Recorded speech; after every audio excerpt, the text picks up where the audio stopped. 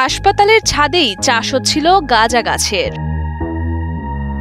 জানা গেছে, শরীয়তপুর সদর হাসপাতালের চৈতালি কোয়ার্টারের ছাদের উপর টবের ভেতরে চাষ হচ্ছিল গাঁজা।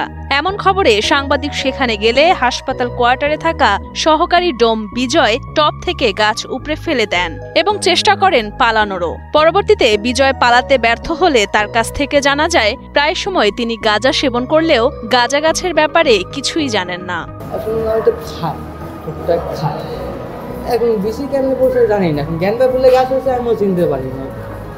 গাছটা এত বড় হয়েছে ভাই। গেন্দা ফুলের গাছ বেশি বলছি গামলা।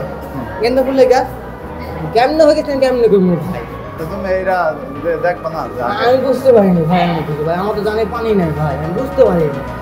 আমার পুলিশে দিয়ে যায়, আমার আপডেট দিয়ে যায়। আমি তিন ভাই গাছ লাগানো, তিন ভাই না গাছ লাগানো তো আমি তো খাই, সবাই জানে আমি খাই। আমাকে ঠেকা পড়ছে, আমি মাছ জায়গা দিব বাইরে।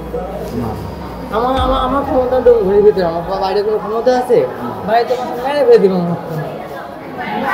তোমরা গেছো না, আমার ভয়ে আমার আতঙ্কে আর কোনো কাজ করবো না। এই ঘটনার পর যোগাযোগ করা হয় সদর হাসপাতালের তত্ত্বাবধায়ক ডাক্তার মোহাম্মদ হাবিবুর রহমানের সঙ্গে। তিনি জানান, বিজয় অপরাধী প্রমাণিত হলে তার বিরুদ্ধে ব্যবস্থা গ্রহণ করা হবে। তদন্ত কমিটি সে তো দোষী, সে তো আপনার এটা তো প্রমাণিত যে সে তার পাওয়া গেছে। এটা তদন্ত কমিটি লাগবে কেন? আমি যদি তদন্ত লাগবে কখন? যখন একটা বিরুদ্ধে দোষ পাওয়া না গেল, আমার কাছে সন্দেহজনক, সেই ক্ষেত্রে তদন্ত করবো। চিন্তা করবার নেই যে এক মাসের মধ্যে যদি কারেকশন না হোক, তাহলে এরপরে তোমাকে যদি কোনো কিছু পাওয়া যায় তাহলে বাদ দিয়ে দিতে হবে।